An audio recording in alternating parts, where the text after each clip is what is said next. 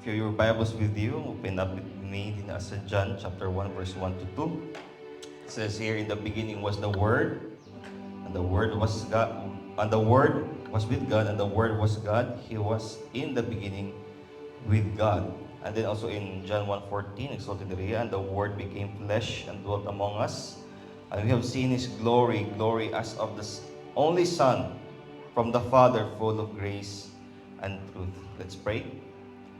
Lord, salamat kayo Ginoo sa imong kamayo karong adlaw sa mga kinabuhi as we continue, Lord, to celebrate your birth in this month, God, Christmas. We pray that we will continue to reflect and meditate, Lord, sa imong pag-anhi, Lord, that we will continue, God, to be reminded sa dakong sakripisyo ng gihata sa matag sa kanamo. Lord, di kami worthy, O God. You are alone, O worthy, O God, to be praised, to be worshipped. We are unworthy people. Patungod sa imong dakong gugmaw grasya, O God, you are drawing us near into your presence. You cleansed us by the washing of the blood of your Son, Jesus, and we can worship you unhindered and undivided, O God. Sa mong pag-meditate sa imong pulong, God, kung kabuntagon, we pray that mas ma-appreciate pa jud namo Ginoo ang imong pag-anhi sa kalibutan. And we will be encouraged, Lord, reminded na ang among pagsunod kanimo, Lord, is dili ni siya basta-basta lang, but imo kining gi-purchase, Lord, sa imong minadugo. That we will be motivated, O God, to live a holy life, a righteous life before your eyes, Lord. Salamat kay O Lord sa imong kamaayo. Sa ngalan ni Jesus. Amen. Maingkod kita igsoon ba sa presensya sa Ginoo? So bugno-bugno ato panahon karon igsoon lamay kayo tana higdal amay kita yung tulog, pero tungod sa tunggugma sa Ginoo ana ta karon kabuntagon nagatigom kita din dapita in order for us to continue to celebrate and to remember the birth of our Lord Jesus. Salamat kay igsoon na bisag ang atong panahon, gabi ka bugnaw, ulan-ulan kay igsoon no, bisag asa ta mo to. Kuan karon no mga ulan-ulan jud igsoon, pero salamat sa Ginoo na nata din dapita no, grasya sa Ginoo gitapok taniya natay kinabuhi sa matag adlaw. And karon kabuntagon igsoon as we continue to discuss, as we continue to meditate sa word ni Lord regarding sa iyang pag-anhi, sa iyang pagkatao sa kalibutan. Tuniagi, we talk about the message of Christmas, na kung asa ang pag-anhi ni Kristo igsoon, dili siya kanang himoy-himo lang sa tao, but it's really historical. It's backed by historical evidence na adyo siya mga ebidensya igsoon, no? And di ani si Kristo, it is a truth na dapat jud nato dawaton tanan, no? Regardless kung sa may pagtuo sa isa ka tawo, whether he's a believer or not, the truth remains, and it will always be a truth na dapat dawaton sa tanan ani si Jesus. Para igsoon no, mamatay para sa tuwang mga kasalanan of whom we are the worst. Sabi ni Pablo na siya ang pinaka-worst for him because he persecuted the church. Gi-persecute ni Pablo, ang iya pong personal motivation to na time, ang gi-persecute niya is he thought that he was doing it out for God. Pero na-realize niya igsoon, once he encountered Jesus and kinabuhi na mali jud ang gibuhat niya. And now, sa atong pagpadayon igsoon, why Jesus came sa atong kalibutan.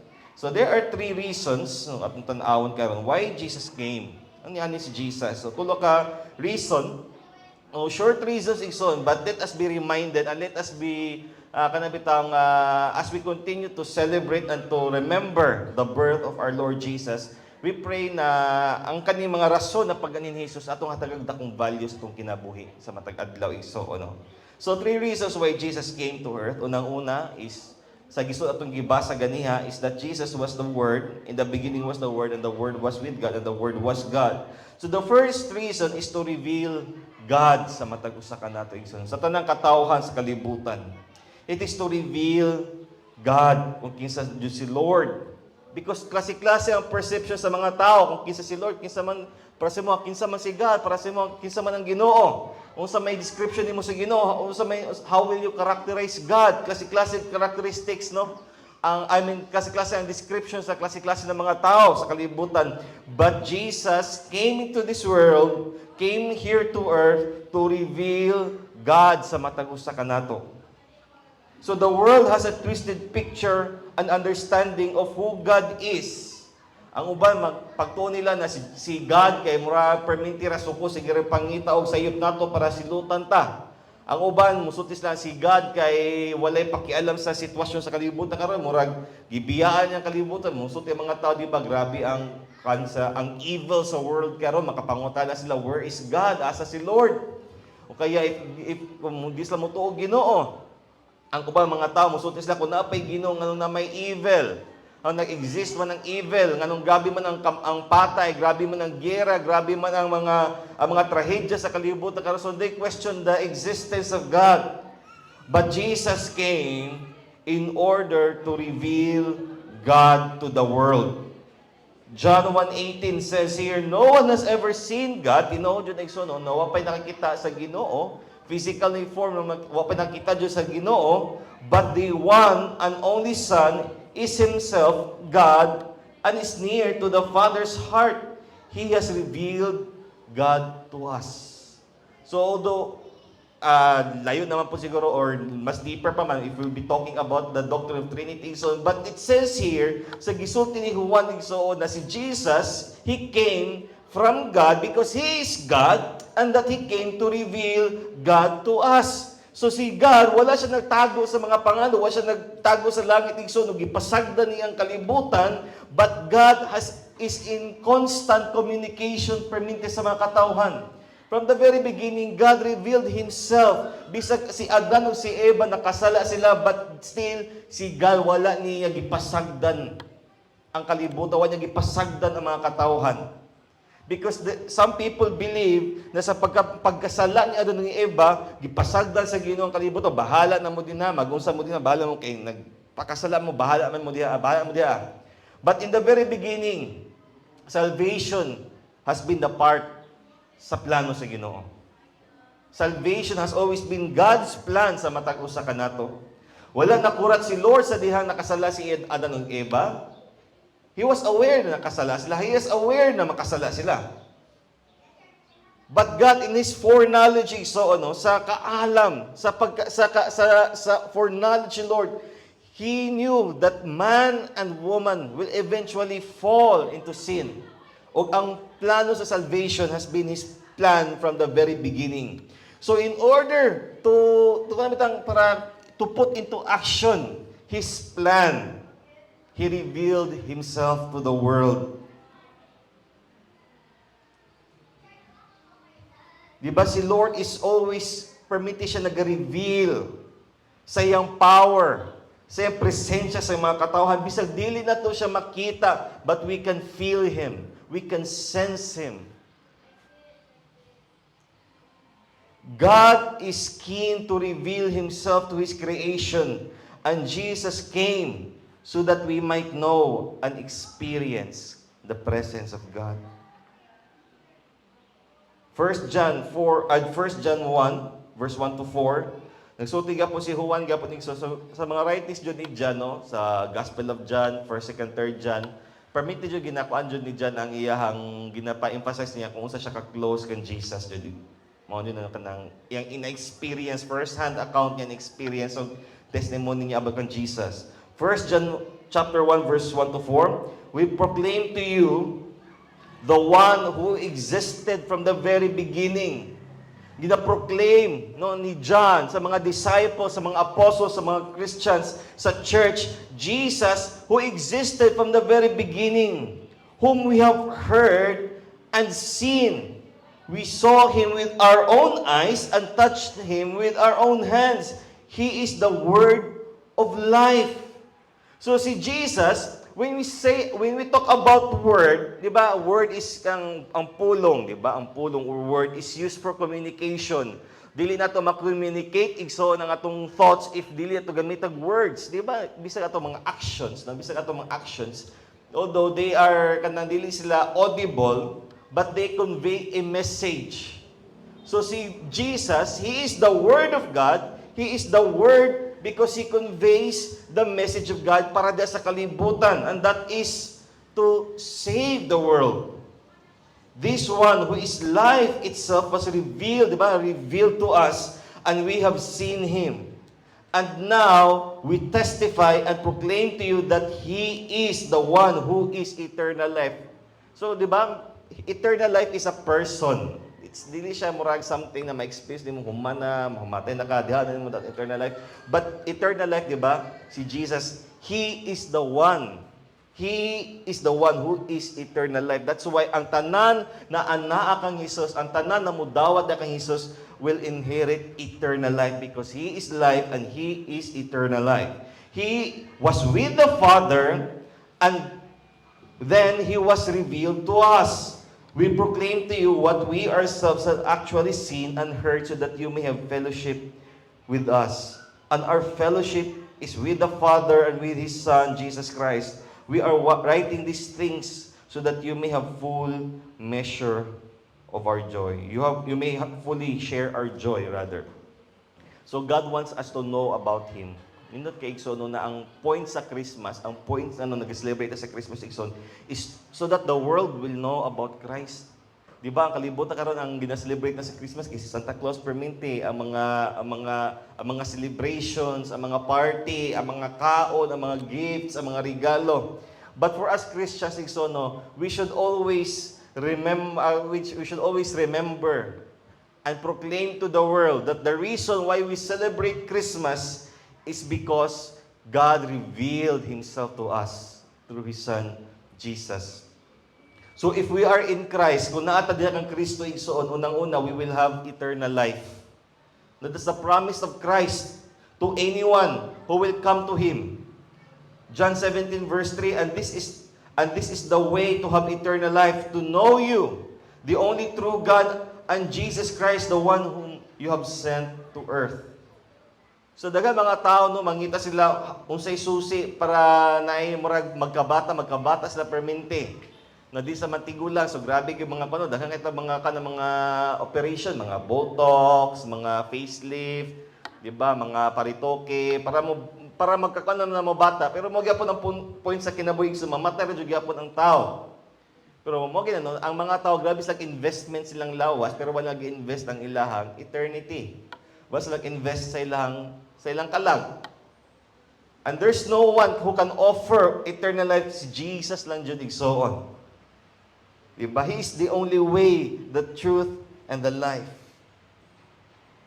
And also, if we are in Christ, we will experience revelation. We will experience an encounter with God. We will experience the wisdom of God sa itong kinabuhi. Mo na makakita ta mga Kristohanon. Grabe silang wisdom.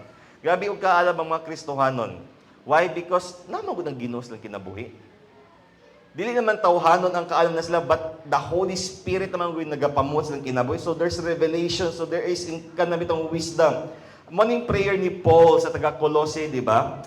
Colossians chapter 1, verse 9 to 10. So we have not stopped praying for you. Nag-intercede si Paul o mga kaubanan niya para sa simbahan sa Colossae. For you, since we first heard about you, we ask God to give you complete knowledge of His will, to give you spiritual wisdom and understanding.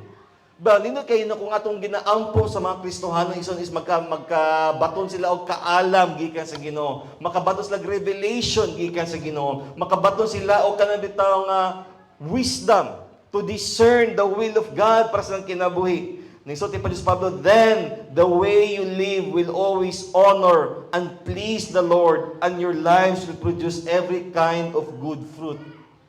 So kung gusto nato igsoon na magkinabuhi kita na oyon diya sa kabubuton sa Ginoo, oyon na makapahimaya sa Ginoo igsoon, we must always ask and pray for God's wisdom, for God's discernment, for God's revelation sa atong kinabuhi igsoon.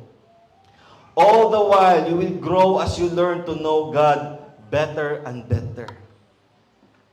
Di ba, daghang kayo mga books written about mga knowing God, encountering God, kung saan mo ma-experience mga steps 1, 2, 3 para ma-experience mo si Lord. Okay man na siya, mga supplemental na sila ng mga mga readings nato in order to enhance o motivate sa atong pagpangalaga sa Ginoo. But what you lain jud igsoon lain na pamaagi kung gusto jud nato makabaton kitag kaala, makabaton jud kitag experience, ma-experience nato si Lord sa atong kinabuhi igsoon. We must always pray and pray mga yuta og gasa, mga itag giya, mga itag kaalam gikan na sa Ginoo igsoon, mangita og mga itag revelation na sa Ginoo. Mga yuta og wisdom din sa Ginoo. If we want to live, kung gusto ta magkinabuhi kita na makahimaya sa Ginoo, gusto kita magkinabuhi kita igsoon na kanang bitawong uyon sa kabubuton sa Ginoo, we must always ask for the will of God sa itong kinabuhi. Then we will also experience fellowship. With fellowship, it means na walay babag ang atong pagpangalagad sa Ginoo, walay babag ang atong relasyon sa Ginoo. We will continue sa atong relationship with God because if we have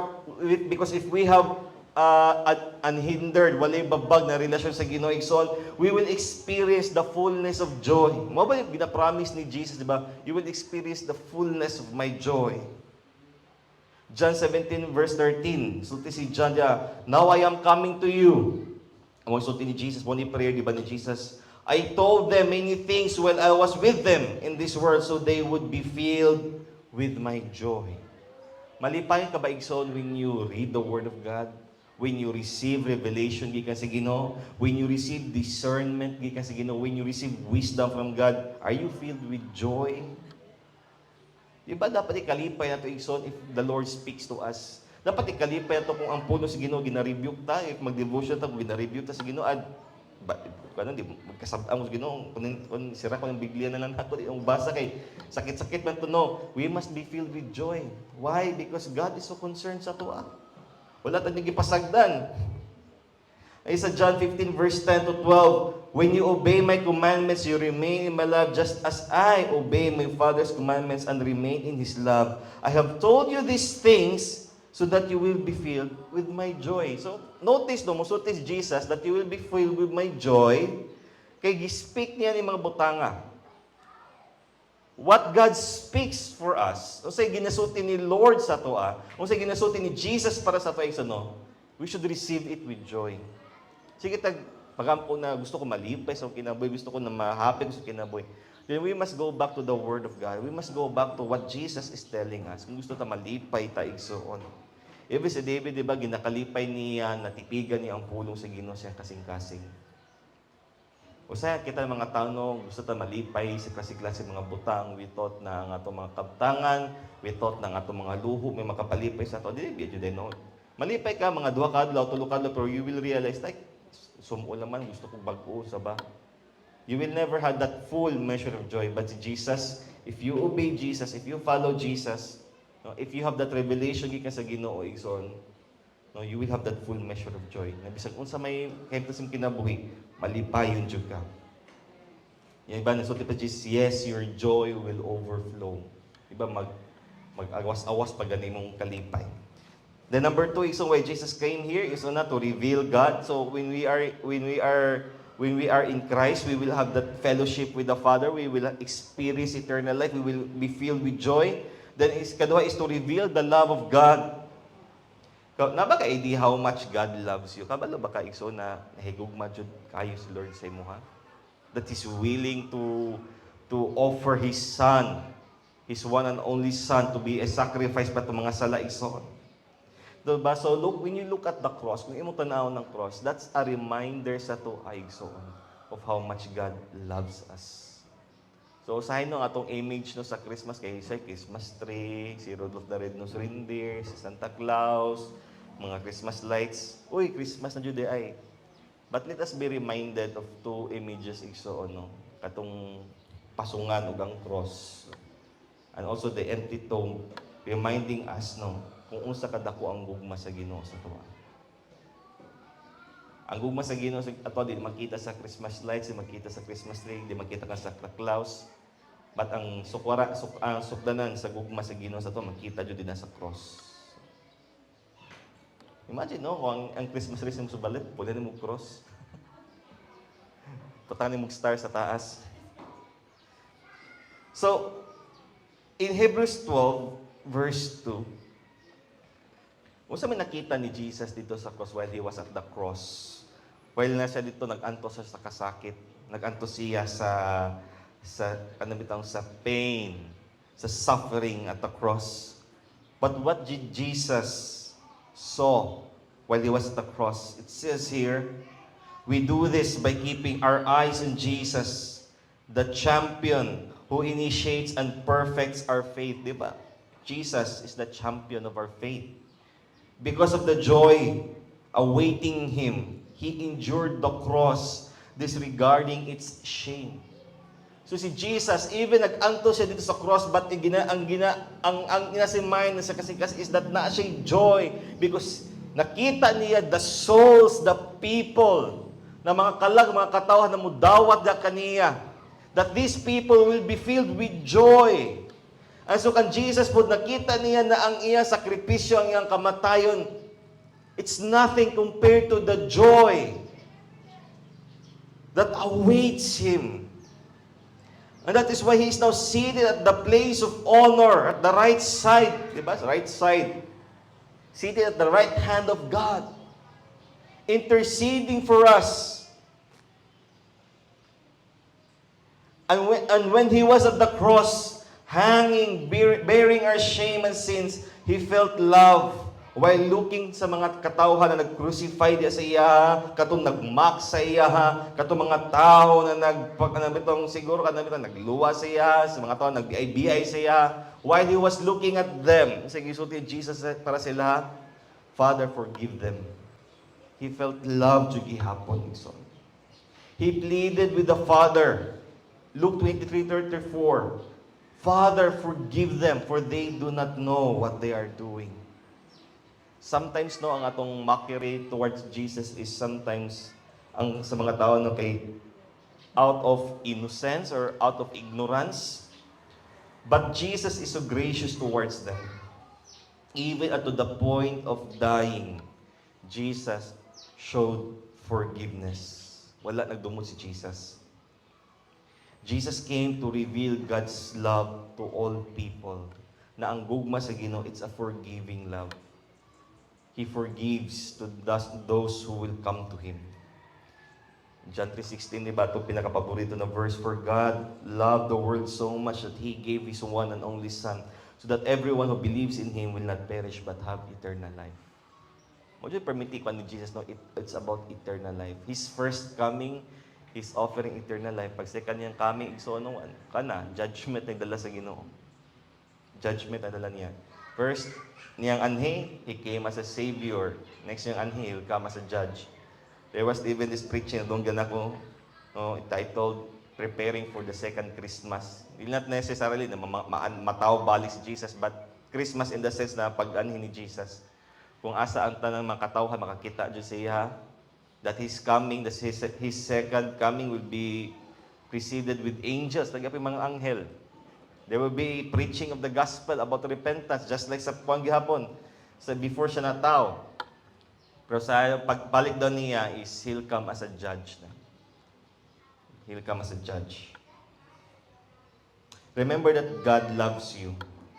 God loves us and desires to be with us, to be in a fellowship with Him.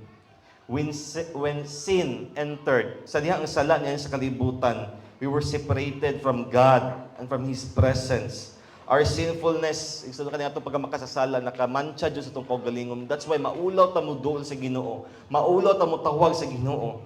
That's why, di ba, si Adam, si Eva, natago-tago sila, kinaulaw sila sa Ginoo because aware sila, nasala sila, nakasala sila. But Jesus continues to reach out sa matag usa kanato. Jesus continues to speak to us because He wants to have a fellowship with us. Jesus wants us to experience kung unsa kalindot ang gugma sa Ginoo. God did not hide His plans from all of us. So wala jud gitago sa Ginoo ang plano para sa tuwa. But Jesus came in order to reveal God's plans sa tuwang tanan. Kami pakita sa Ginoo sa kung plano jud niya. Sige tag-ampulor usay will nimo sa color, usay God's will, God's will, God's will. Unang-una, ang plano sa Ginoo sa mo is mudawat kaniya. Makaila kaniya. Do that, and the rest will follow. Sa ito, itong God's will, kaya ginalimit ito na love life, God's will, God's will. Lord, ihatas akong God's will. O pa yung kaila sa Ginoo gani, kaya God's will na yun.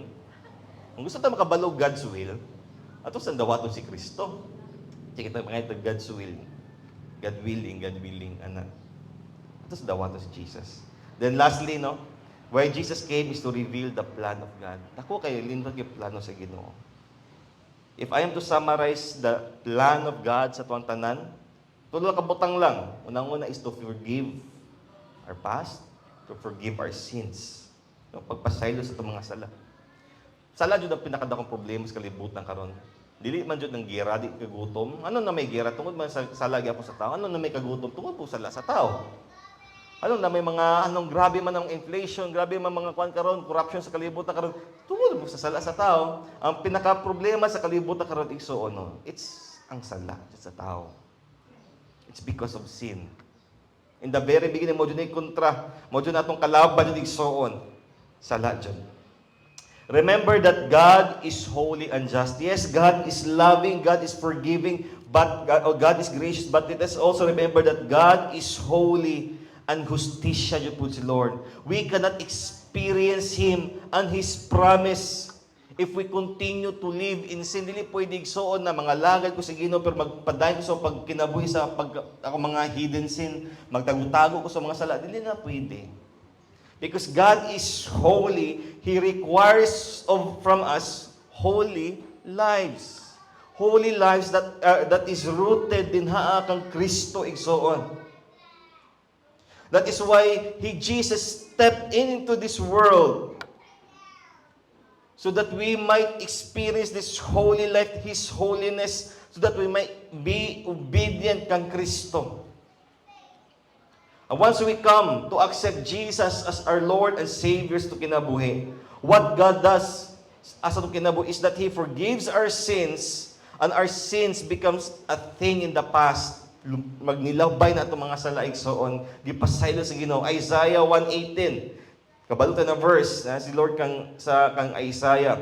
Come now, let's settle this, says the Lord. Though your sins are like scarlet, I will make them as white as snow. Though they are red like crimson, I will make them as white as wool. So makita jud nato na igsoon na wala imposible sa Ginoo jud. Usay makasulti ta na kaya akong sala, imposible na ni mapasaylo sa Ginoo. Nakabuhat kong dautan dyan kinabutang. Nakabuhat kong dautan kina mga sala. Di na kumapasa sa Ginoo. No, nisulti si Jesus na bisag, si Lord na, bisag unsa pa man kapula ang imong sala. Dili problema sa iya ang paputiun na. Kita na sa ino, kay maglisod taglaba. Buta pa tagpila kakuan sa pana, kanamit ang pride, buta pa Zonrox, daghang kayo, klorin la, manghapdusan dyan nga itong kamot sa panglaba diha para matanggal naman siya. Sa tao, lisod. Pero sa Ginoo, dili dyan posible dyan lisod. That's why, magsulti si Lord, no? For nothing will be impossible with God. Hebrews 8:12. Niana po si Lord dire, and I will forgive their wickedness and I will never again remember their sins. Sa atong usay no, ang mindset sa mga tao manggod no, kay si Lord kay daghan siya listahan sa imong mga sala. Mo siya kung si Santa Claus pa nabada ka sa naughty or nice. Ikaw ba naughty or nice, naughty or nice? Daghan kag naughty so no na kas naughty list ah. Di ka tagang niya regalo. Pero si Lord, once you come to Him, once you believe in Him, once you follow Him, once you obey Him, your sins will be remembered no more. Mo permitting ginasult ni Lord no, and I will count their sins no more.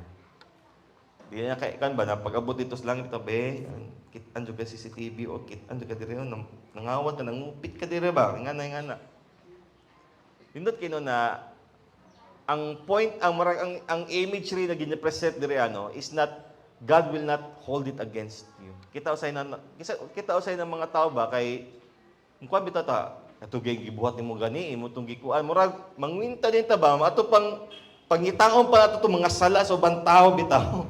Ato bitaw pangitaon ba na kay record rin na record but si Lord I will remember them no more. It's not that si Lord nagka-amnesia siya but what it says here that pilion sa Ginoo dili na to ni remember because gibayran na to ni Kristo. It's all been paid for. It's all been paid for. A plan of po ni Lord sa to is to help us to live in the new life. To help us live a new life in the present. Ang nakalindot, no? kung kita mabago sa Ginoo, kung kita mudawat kang Kristo, kung kita maborn again igsoon, no?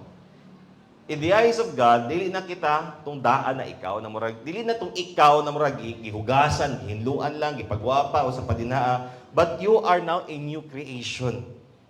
Second Corinthians 5:17, therefore if anyone is in Christ, he is a new creation. So, you are a new creation. Mo yung gitawag ka na born again, kay gitao kapag kausab, so spiritually speaking, gipakataw kapag usab, you are a new creation. Wala kang gihugasan, wala kang gihinluan lang, gipapano, gwapa na ka, o. Di ba new creation? Mura kag sa tawag ka na, na-term na ka nagtong ripo, ba na, o sana, anong gipalindot lang, lisdan lang mga parts, para na, gi-refurbish lang ka. Di ba ka, you are a refurbished creation. No, you are a new creation. The old has passed, and the new has come. Nakalindot kay Igso, kanta kasi na creation, no? That is a creation na naa sa kamot sa Ginoo. That is a creation na naglakaw, na sa kabubuton sa Ginoo. Tung old na creation, tung old na kita, naglakaw pa to sa kahilayan, naglakaw to sa kangit-ngit. But this new creation, it is a creation na ganitong beautiful kay in the eyes of God. It is a creation na pinangga kay sa Ginoo. It's a creation na ito, masterpiece kita sa Ginoo. You are a new creation.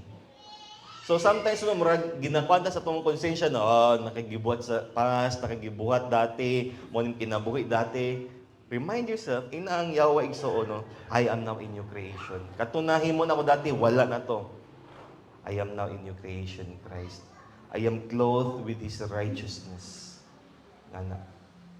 And lastly, Jesus Christ came to reveal God, to reveal the love of God, to reveal the plans of God, to assure us of the future. Diba? Kita sa hadlok ta, itong ngayang gabi nag-service ta sa patay, ito sa Monte de Ramos family. I mentioned na ang tao, sige tag-invest, diba? Yuta, mga negosyo, gusto ito na natay future or na future atong mga apo, atong mga anak sa paninaa. But usahay ang tao, makalimot siya pag-invest o ba't nag-assurance yung kamatayon. Kasi future, nagbulat sa imo, mas kamatayon. So, Jesus Christ came to assure us of the future. This world is a fallen world. Kanina kalibutan, no? It's a fallen world. Eventually, kani i-renew po sa ginong kalibutan. And since we are living in a fallen world, we cannot escape the effects of sin. Kita maapektuhan ka po ta sa sala. Maapektuhan ta sa sala. So, bantaw, we suffer, we are hurt, masakit ta, mastumble ta, and we fall because we live in a fallen world corrupted by sin. But those who accepted Christ, kato mga tao na nay Kristus lang kinabuhi, Jesus assures them of eternal life where we are welcome. And all of us has a place din sa langit igsoon. In John 14 verse 1 to 3, no, nagsulti di ba si Jesus na mubalik na siya sa iyang amahan. So kita niya na nangasad ang iyang mga disciples. So niyanan ni Jesus na don't let your hearts be troubled. Ayaw mong kabalaka. Trust in God and trust also in me. There is more than enough room in my Father's home. If this were not so, would I have told you that I am going to prepare a place for you? So, kuan ba? Usahay na ni gara-gara ang mga tao ba? Di ba ka mapuno ang langit? Di ba puno ang langit? So this Biblia na there is more than enough room pag sa langit gani. The idea there is, di ba, ang sa Oban translation kay in my father's home there's many mansions, di ba? Ang word ng mansion usually translates to room. So, ay kabala ka sa kaibutan sa Ginoo sa langit. Naimo ang room dito sa langit. Ayaw kabala kay son. Si Lord ay bahala dito sa langit. Si Lord ay bahala dito sa langit.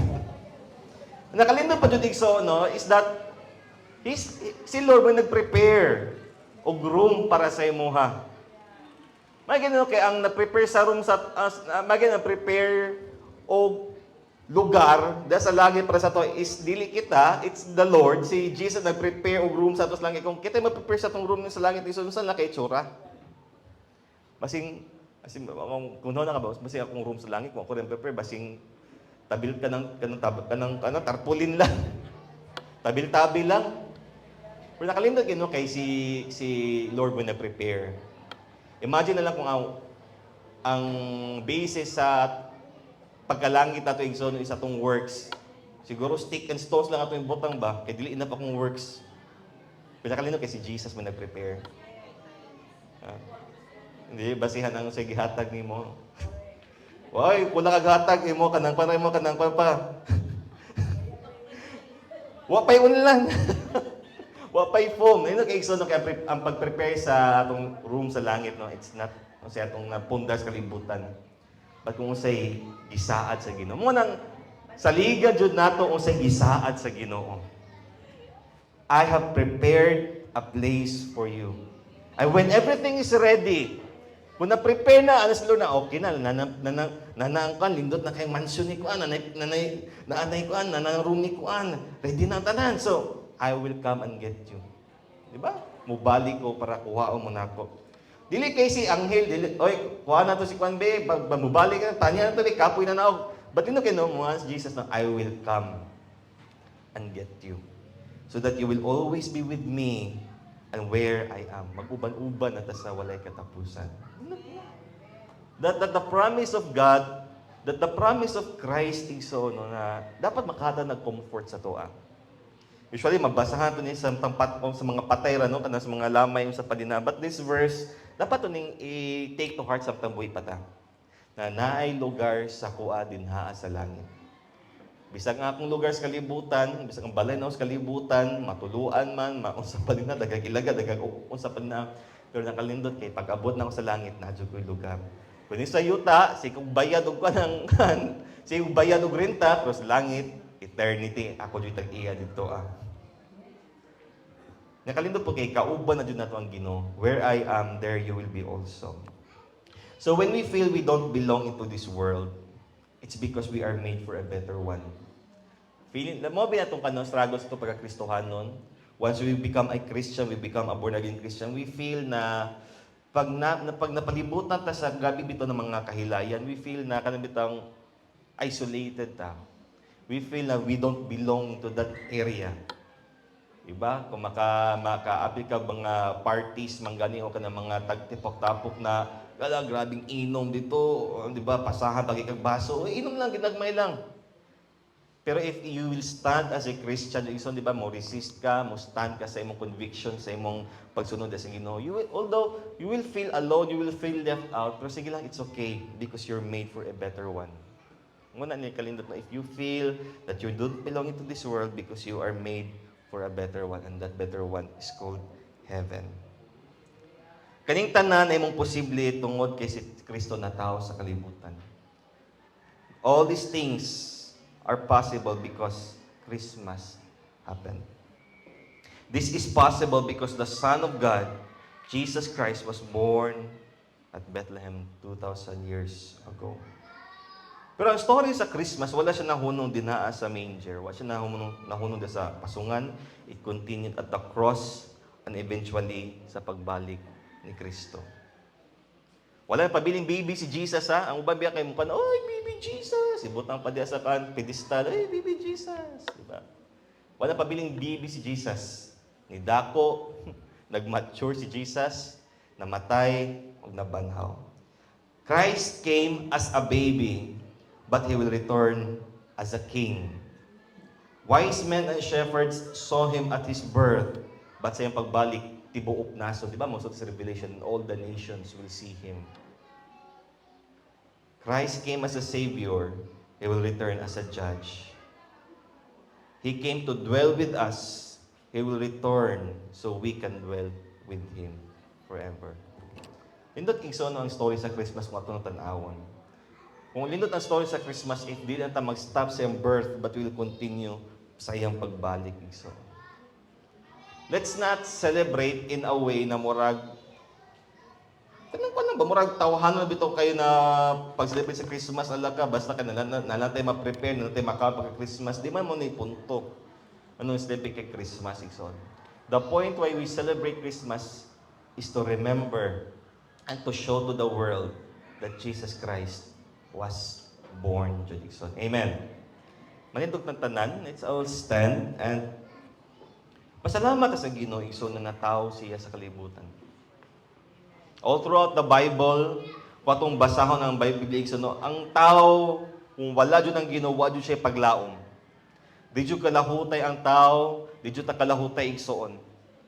Grasya lang dyan sa Ginoo igsoon na nilahutay ta, napabilin ta karon. Ang kana siya nagrasya, na-experience nato tungod kay si Jesus, tungod si Jesus, miani sa kalibutan, aron sa pagluwas sa mga makasasala. Namatay siya sa cross tungod sa mga sala. Nabanhaw siya gikan sa kamatayon tungod sa iyang saad. Mibalik siya sa langit. O mubalik siya din sa kalibutan aron sa pagkuha sa iyang mga katawhan. And for eternity, we will be with Him and we will reign with Christ. It is something na itong ginalook forward yun igsoon. The message of Christmas will remind us na magpadayon sa pagpangalagit sa Ginoo. Magpadayon sa pagtuman ni Kristo. Magpadayon na bisag kung sa may sitwasyon sa kinabuhi, dili kita magpalayo dinha sa Ginoo. Hallelujah. Lord, we thank you that we are reminded today of the reason why you came is to reveal God to us. Ang ba mga tao, they deny your existence, Lord. Ang ba mga tao, they are ignorant sa imong existence. They claim to know you, but they don't have an experience with you. But Lord, we are blessed because we have an encounter with you. We have experienced you. Nakita na mo, Lord, ang mga dagko, mga butang, mga milagro, mga pamaagi ni mo, Lord, gina-reveal ni mo yung mga kaugalingon sa matag usa ka namo. Labos sa tanan, you revealed who you are through Jesus. We thank you, Lord, that you came to this world so that we can experience kung saan tinuod na gugma. Gugma na makita lamang din na kang Kristo. Makita lamang dinha sa imo, Lord. Ganing kalinaw, Lord, this full measure of joy, this fellowship, amo lamang yung makita, ma-experience dinha sa imong presensya. And even, Lord, we thank you that you came so that we might have eternal life. So that madawat na mo, Lord, ang mga sad, ang mga lindot ni mo mga sad, O God, na kanina kalibutan is not our permanent home, Lord. But you gave a promise that in your home, O God, in heaven, there is a room for all of us na imong gi-prepare karon, Lord. That you will come, mubalik ka, Lord, when everything is ready, muani ka to welcome us, to bring us into your presence. Salamat kayo, Ginoo, sa mga saad na mong kanunay ginahuptan sa matag adlaw. Na mao i-source sa mong paglaom o kusog, O God. Di una matag usa ka namo, O God. Kaya wala jud may mabuhat mula ikaw.